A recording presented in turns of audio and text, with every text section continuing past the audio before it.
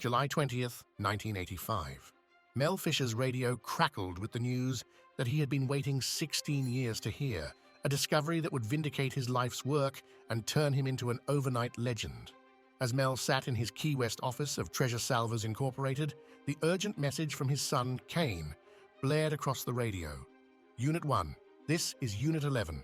Put away the charts. We've got the mother lode. What exactly was the mother lode? Mel Fisher and his team of professional treasure hunters finally found the remains of the long-lost Spanish sailing ship, the Nuestra de Atocha, buried at sea since 1622 on its return voyage to the Spanish Empire. 40 tons of gold, silver, and emeralds lay on the ocean floor, a bounty worth over $450 million just waiting to be found. And Mel Fisher was the first person to stake his claim, making him one of the most successful treasure hunters in American history and turning the Fisher family into overnight multimillionaires.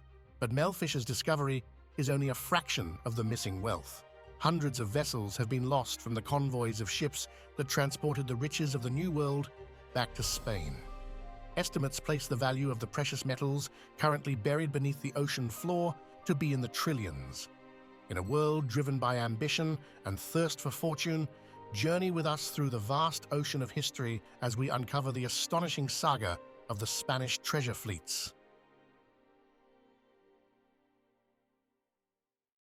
The 16th century, an age of exploration and conquest, where the only thing that could rival the thirst for new lands was the hunger for gold and silver. At the heart of this aggressive exploration stood Spain, an empire with massive territories and enormous ambition to pillage the wealth of the New World. And so, the treasure fleets, the maritime marvels of their era, were birthed. But these weren't just ships. They were the lifeblood of a voracious crown. The 16th century witnessed the rise of Spain as a global superpower, largely due to its colonization of South America. At its height, the Spanish Empire spanned across continents, wielding unparalleled influence and shaping global cultures and economies with its naval dominance. The expeditions of Christopher Columbus in the 15th century set the stage for Spain's conquests. Conquistadors such as Hernán Cortés and Francisco Pizarro led voyages that resulted in the downfall of the powerful Aztec and Inca empires. This allowed Spain to gain control of vast territories, including Mexico and much of South America. Spain's colonies became a major source of wealth.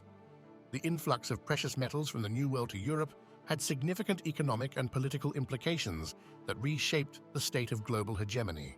The routes of the treasure fleets, charted meticulously, were no random passages across the sea.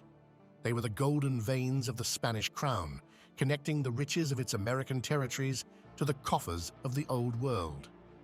The Americas, abundant in silver, gold, and emeralds, became the epicenter of Spain's ambitions, pouring in from regions all over the continent.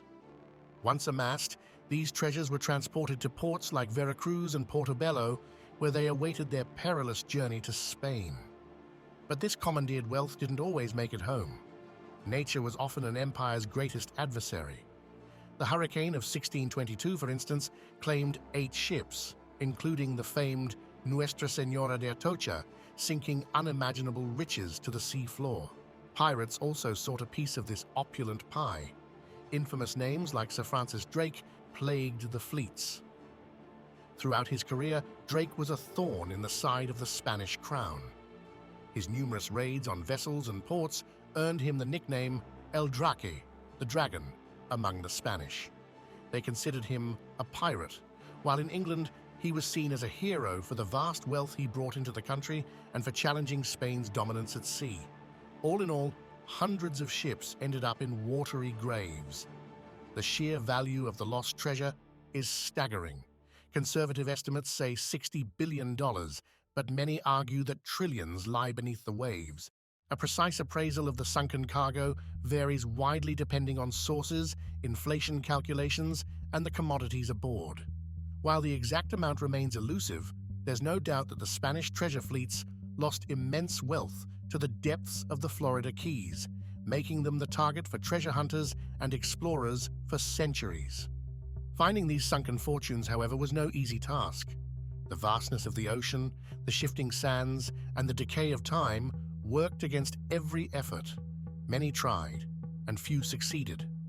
But the rare adventurers who had the determination to persevere, treasure hunters like Mel Fisher, uncovered the vast riches of bygone eras.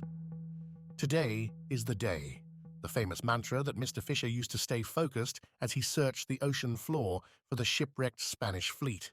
Floating magnetic meters were towed behind their vessels, trawling the ocean floor for magnetic anomalies. Scuba divers would then investigate any hits. Days turned into months, and months into years with little luck. And to make matters worse, the same cruel waters that once swallowed the adventurers of past empires would soon claim those close to Mr. Fisher as his oldest son, along with his daughter-in-law and their diver, would lose their lives when their boat capsized on a treasure-hunting expedition. But loss and grief weren't enough to deter the treasure-seeking father of four. After 16 years of relentless search, the Atocha was finally found, hauntingly, on the 10-year anniversary of his son Dirk's demise. The cache was estimated to be worth nearly $500 million and included gold and silver coins, emeralds, pearls, and silver ingots.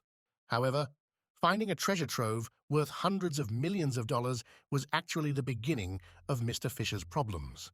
Upon news of the discovery, the state of Florida rushed in to stake their claim. United States Admiralty law requires discoveries of shipwrecks to be brought to federal court in order to determine ownership. The state of Florida initially claimed a significant portion of the treasure, forcing Fisher and Company to relinquish 25% of the found artifacts. But Mel Fisher would not let tide nor the legal system get in the way of his dream. After 8 years of grueling litigation, the Supreme Court ruled in Mr. Fisher's favor. Treasure Salvers, Inc. was awarded the full rights to all found treasure. The story of Mel Fisher is just one among many treasure seekers drawn by the siren call of the fleet's lost wealth. But every discovery brings forth a deluge of questions. Who owns the treasures of bygone empires?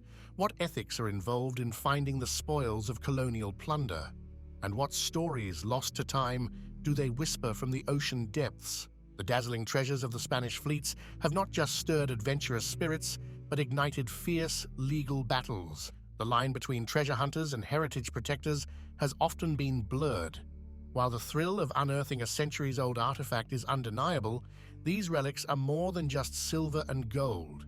They're a tether to the past, linking ancient civilizations, tales of colonial conquest, and the inexorable march of time. In recent years, some treasures have been repatriated, finding their way back to the lands and cultures they were once extracted from. Each return is not just about material wealth, but serves as a powerful symbol of rectifying historical wrongs. As we delve into the mysteries of yesteryears, may we do so with respect, understanding, and an unwavering commitment to preserving the stories and legacies they hold.